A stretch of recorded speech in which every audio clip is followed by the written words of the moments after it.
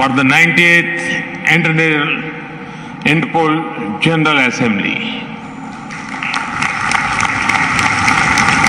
It is a great to have you here at a time that is significant for both India and the Interpol.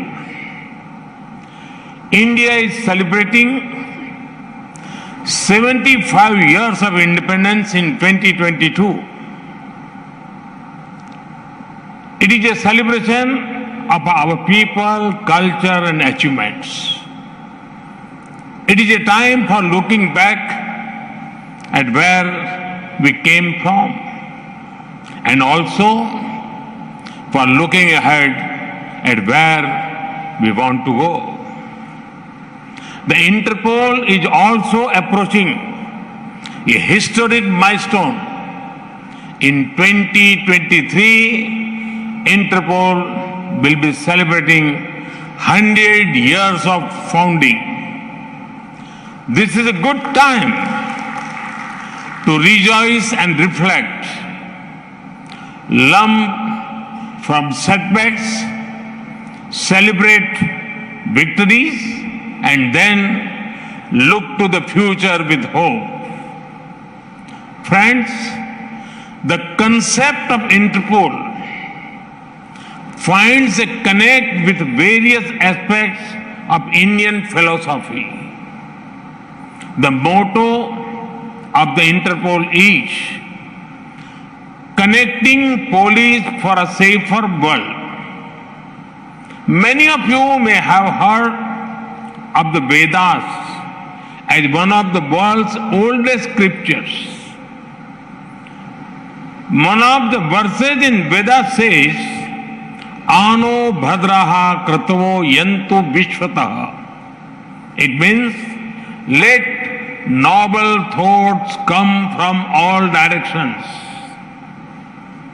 This is a call for universal cooperation to make the world a better place. There is a unique global outlook in India's soul. This is why India is one of the top contributors in sending brave men and women the United Nations peacekeeping operations. Even before our own independence, we made sacrifices to make the world a better place. Thousands of Indians fought and died in the world wars. From climate targets to COVID vaccines, India has shown willingness to take the lead in any kind of crisis. And now, at a time when nations and societies are becoming inward-looking, India calls for more, not less, international cooperation. Global cooperation for local welfare is our call. Friends, the philosophy of law enforcement is best explained by Chanakya, the ancient Indian philosopher. Anvikshaki त्रयीवर्तानाम योग क्षेम साधनो दंड तस्य नीति ही दंड नीति अलब्ध लाभार्थ लब्ध परीक्षणी रक्षित विवर्धनी बुद्धस्य तीर्थेषु प्रतिपादनी च. It means the material and spiritual welfare of a society is through law enforcement. Law enforcement, according to Chanakya, helps in gaining what we do not have, protecting what we have, increasing what we have protected, and distributing it to the most deserving. This is an inclusive view of law enforcement. Police forces across the world are not just protecting people, but are furthering social welfare. They are also at the front line of society's response to any crisis. It was most visible during the COVID-19 pandemic.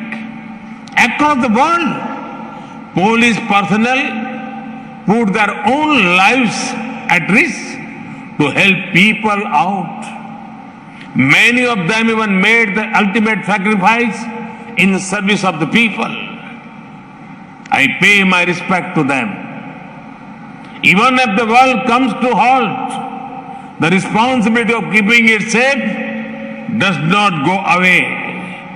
The Interpol remained functional 24/7 even during the pandemic. Friends, India's diversity and scale are hard to imagine for those who have not experienced it.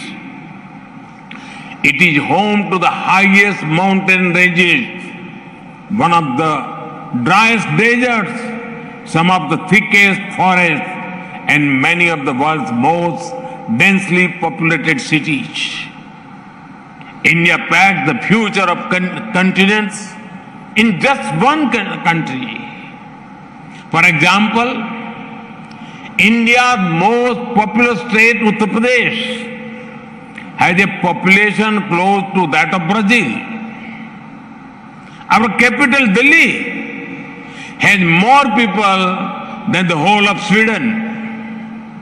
Friends, the Indian police at the federal and state levels cooperate to implement more than 900 national and around 10,000 state laws. Add to this the diversity of India's society. People from all the major religions of the world live here. There are hundreds of languages and dialects spoken.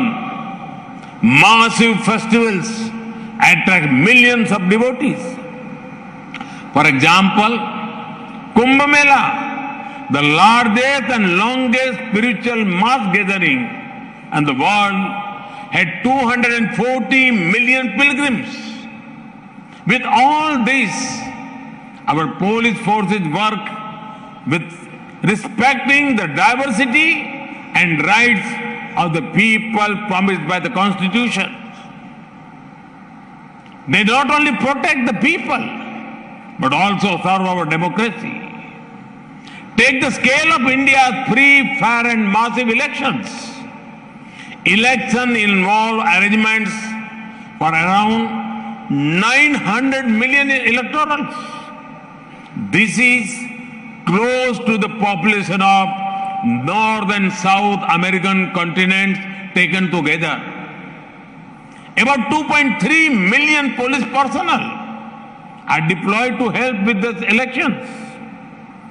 In upholding diversity and democracy, India is a case study for the world. Friends, over the last 99 years, the Interpol has connected police organizations globally across 195 countries. This is despite differences in legal framework system and languages. In recognition of this, a commemorative stamp and a coin have been released today. Friends, despite all the past successes, today I want to remind the world about a few things. There are many harmful globalized threats that the world faces. Terrorism, corruption, drug trafficking, poaching, and organized crime. The pace of change of these dangers is faster than earlier. When threats are global, the response cannot be just local. It is time, and it is high time, that the world comes together to defeat these threats. Friends, India has been combating transnational terrorism for several decades, long before the world woke up to it. We knew the price of safety and security. Thousands of our people made the ultimate sacrifice in this fight. But it is no longer enough that terrorism is fought only in the physical space. It is now spreading its presence through online radicalization and cyber threats. At the click of button, an attack can be executed, or systems can be brought to their knees. Each nation is working on strategies against them. But what we do within our borders is never longer enough.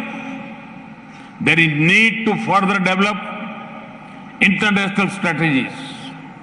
Establishment of early detection and warning systems, protecting transportation services, security for communication infrastructure, security for critical infrastructure, technical and technological assistance, intelligence agents. Many of the things need to be taken to a new level. Friends, some of you may be thinking why I spoke of corruption as a dangerous threat. Corruption and financial crimes have harmed the welfare of the citizens of many countries. The corrupt find a way to park the process of crime in different parts of the world. This money belongs to the citizens of the country from which they have been taken. Often, this has been taken from some of the poorest people in the world. Further, it is such money that is pushed into evil activities. This is one of the major sources of terror funding, from illegal drugs that destroy your life, to human trafficking, from weakening democracies to the sale of illegal arms. This dirty money funds many destructive enterprises. Yes, there are diverse legal and procedural framework to deal with them. However, there is a need for the global community to work even faster to eliminate safe havens. There can be no safe havens for the corrupt terrorists, drug cartels, poaching gangs, or organized crime. Such crimes against people in one place are crimes against everyone, crimes against humanity. Further, this not only harm our present, but also impact our future generations. Police and law enforcement agencies need to devise procedures and protocols to increase cooperation. Interpol can help by speeding up of red corner notices. For fugitive offenders, friends, a safe and secure world is our shared responsibility. When the forces of good cooperate, the forces of crime cannot operate. Friends, before I conclude, I have an appeal to all the guests. Do consider visiting the National Police Memorial and National War Memorial in New Delhi. You can pay respect to the heroes who laid down their lives to keep India safe. These were men and women, just like many of you, ready to do anything for the nation. Friends, let communication, collaboration and cooperation defeat crime, corruption and terrorism. I hope the 19th International General Assembly proves to be an effective and successful platform for this. Once again, I welcome you all to this important program. Thank you. Namaste.